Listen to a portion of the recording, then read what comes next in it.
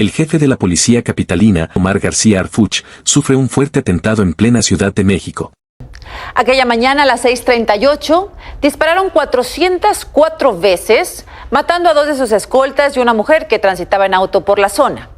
García Harfuch, quien viajaba en la parte delantera del vehículo y resultó con heridas de bala en el hombro y la clavícula y la rodilla, reportó así el ataque. Voy en una ambulancia al hospital, tuvimos un atentado grave. Cerca, comunícate. Nos lo mandan varias patrullas. Cada uno, jefe, en cada uno ya personal y personalmente la jefe, jefe. Séptico. Marcándole, jefe, marcándole.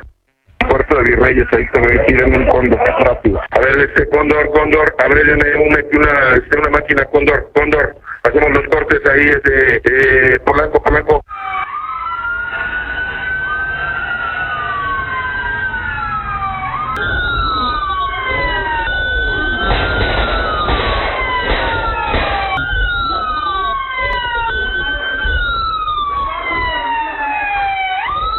Más de 400 disparos, granadas y armas de alto poder fueron utilizadas en una emboscada brutal que dejó muertos, heridos y a toda la capital en shock.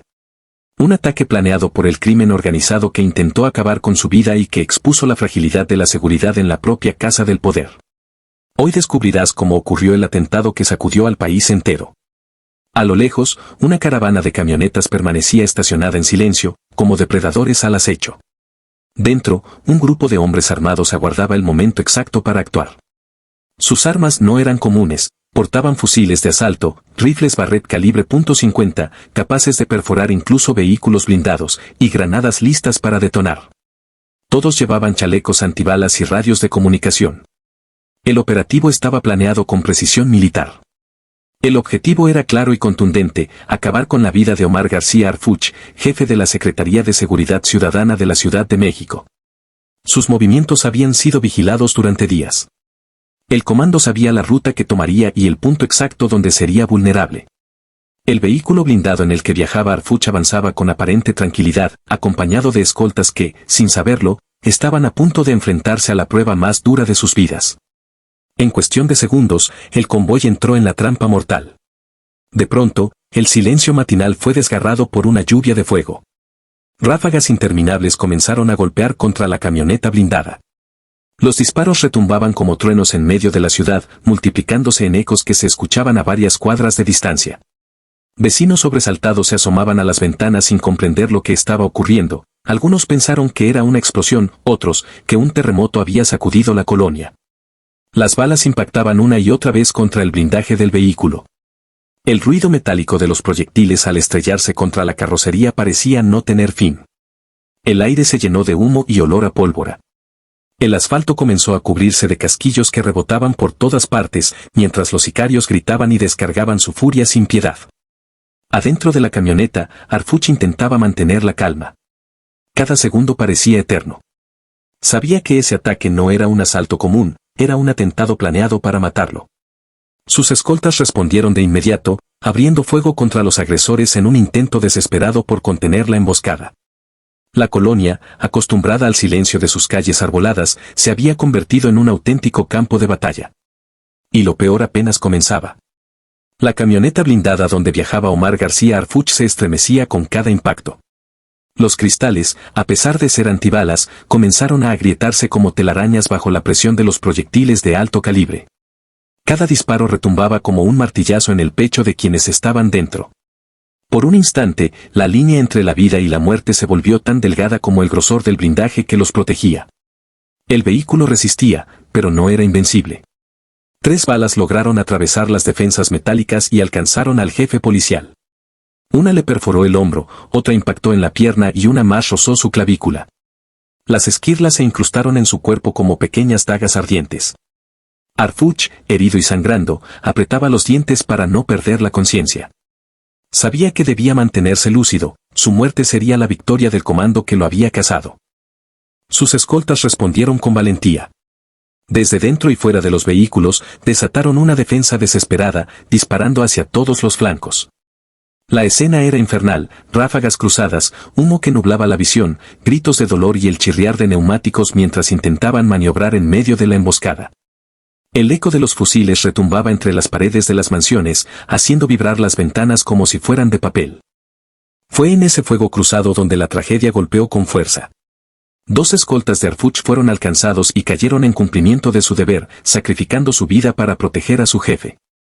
El suelo se manchó de sangre mientras sus cuerpos quedaban tendidos junto al vehículo, símbolo del precio que estaban pagando en ese enfrentamiento desigual. El horror no se limitó a los involucrados. A pocos metros, una mujer que viajaba en taxi quedó atrapada en medio de la lluvia de balas. No tuvo tiempo de reaccionar ni de huir, su vida se apagó al instante, víctima inocente de un ataque que no distinguía entre blancos y transeúntes. La tragedia alcanzaba así a la ciudadanía común, recordando que nadie estaba a salvo. Las calles de la exclusiva colonia, antes símbolo de tranquilidad, se convirtieron en un campo de batalla urbano. Los vecinos, aterrados, se escondían detrás de muros, cortinas y ventanas blindadas, mientras llamaban desesperados a las autoridades.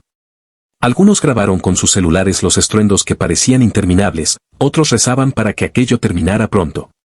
El amanecer en Lomas de Chapultepec ya no era un día cualquiera. Era el escenario de una guerra declarada en pleno corazón de la capital, un recordatorio de que el poder del crimen organizado no tenía límites y que la violencia podía irrumpir incluso en los lugares más protegidos. El caos parecía no tener fin, y lo peor aún estaba por descubrirse. La noticia del atentado recorrió la ciudad en cuestión de minutos. Las sirenas comenzaron a sonar en distintos puntos de la capital, y un operativo sin precedentes se desplegó en las calles de Lomas de Chapultepec. Helicópteros sobrevolaban la zona, patrullas bloqueaban las salidas principales y elementos de la Guardia Nacional y del Ejército se sumaban a la persecución. El Estado había sido desafiado y la orden era clara, ninguno de los responsables debía escapar. En apenas unas horas, el trabajo coordinado de inteligencia rindió frutos. A través de cámaras de seguridad, testimonios de vecinos y rastreos de rutas de escape, las autoridades lograron ubicar a varios de los integrantes del comando. En diferentes puntos de la ciudad se llevaron a cabo operativos simultáneos que culminaron con la detención de 12 sicarios fuertemente armados. Lo que encontraron en su poder dejó en shock a la opinión pública: fusiles de asalto AK-47 y AR-15, rifles Barrett calibre .50 capaces de derribar helicópteros, granadas de fragmentación, chalecos antibalas con placas de acero y hasta uniformes tácticos con insignias falsas para aparentar ser fuerzas de seguridad. No era un ataque improvisado. Era un operativo militar cuidadosamente diseñado. Las investigaciones revelaron que el atentado llevaba semanas planeándose. El comando había llegado a la capital días antes, se habían hospedado en casas de seguridad y habían recibido órdenes directas del cártel Jalisco Nueva Generación, una de las organizaciones criminales más violentas y poderosas del país. El objetivo era enviar un mensaje de terror: nadie estaba fuera de su alcance, ni siquiera el jefe de la policía de la ciudad más importante de México. Los interrogatorios iniciales a los detenidos confirmaron que el ataque no solo buscaba asesinar a García Arfuch, sino también demostrar públicamente la fuerza del cártel. Era un desafío frontal al Estado, una provocación que pretendía sembrar miedo en las autoridades y en la ciudadanía. Mientras tanto, las calles seguían sitiadas. Peritos levantaban más de 400 casquillos percutidos que cubrían el pavimento, mientras los vehículos baleados permanecían como testigos mudos de la violencia desatada. Los vecinos, aún aterrados, relataban cómo habían vivido el infierno desde sus casas, algunos lloraban de miedo, otros no podían creer que un ataque de esa magnitud ocurriera frente a sus ventanas. El mensaje del crimen organizado había sido brutal y directo. Pero la reacción del Estado también lo fue. Los 12 detenidos no serían los únicos, la cacería apenas comenzaba. La ciudad entera entendía que aquel enfrentamiento no era un hecho aislado, era la evidencia de que la guerra contra el narcotráfico ya no estaba en la periferia, estaba en el corazón de la capital. La noticia de que Omar García Arfuch había sobrevivido corrió como pólvora. Muchos pensaron que el jefe policial no saldría con vida de una emboscada tan brutal, pero contra todo pronóstico, resistió. Herido con 3 impactos de bala y múltiples esquirlas incrustadas en el cuerpo, logró mantenerse consciente hasta llegar al hospital. Esa sola imagen, un hombre ensangrentado, pero con la mirada firme, lo convirtió de inmediato en símbolo de resistencia. Horas después, aún desde la cama de hospital, García Arfuch lanzó un mensaje que se volvería histórico. Fuimos cobardemente atacados por el cártel Jalisco Nueva Generación. Tengo 3 impactos de bala y varias esquirlas, pero estamos firmes. Nuestra nación seguirá enfrentando a la delincuencia organizada. Sus palabras no fueron simples declaraciones, eran un desafío directo al cártel que había intentado asesinarlo. La imagen de un jefe policial herido pero desafiante caló hondo en la opinión pública. Para algunos, era la prueba de que el Estado todavía podía plantarse ante el crimen organizado. Para otros, era una señal alarmante de hasta dónde estaban dispuestos a llegar los grupos criminales. La ciudad, paralizada horas antes por el sonido de las balas, ahora observaba con atención cada detalle de su recuperación. Los noticieros transmitían minuto a minuto la evolución del funcionario, mientras las redes sociales se inundaban de mensajes de apoyo. Arfuch se había convertido en el rostro visible de una guerra invisible, aquella que hasta ese momento parecía lejana para muchos habitantes de la capital. Pero sobrevivir también lo convertía en un objetivo permanente. Analistas de seguridad advertían que el atentado no sería el último, que los enemigos de Arfuch lo perseguirían mientras se mantuviera en su cargo. Su nombre quedó marcado en la lista negra del cártel, y su vida, a partir de ese día, nunca volvería a ser la misma. El atentado dejó claro que la violencia ya no se limitaba a carreteras solitarias ni a pequeños pueblos controlados por el narco. No. La guerra se había instalado en el corazón de la ciudad más grande del país, bajo la luz del amanecer, en una de las colonias más vigiladas. El mensaje era aterrador: si podían atacar ahí, podían hacerlo en cualquier lugar. Para la ciudadanía, aquel día fue un punto de quiebre.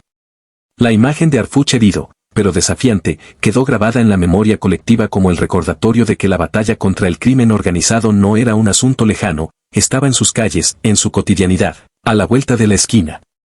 El hombre que sobrevivió al CJNG no solo salvó su vida, se convirtió en un símbolo de la guerra que México aún libra en silencio. Después de conocer esta historia, dime, ¿crees que el atentado contra Omar García Arfuch cambió para siempre la forma en la que México enfrenta al crimen organizado? ¿Piensas que fue un mensaje directo al Estado o simplemente un intento fallido de intimidación? Escríbelo en los comentarios, quiero leer tu opinión. Y si este video te impactó, no olvides suscribirte al canal, activar la campanita de notificaciones, dejar tu like y compartirlo con tus amigos para que más personas conozcan esta historia real que sacudió a todo un país.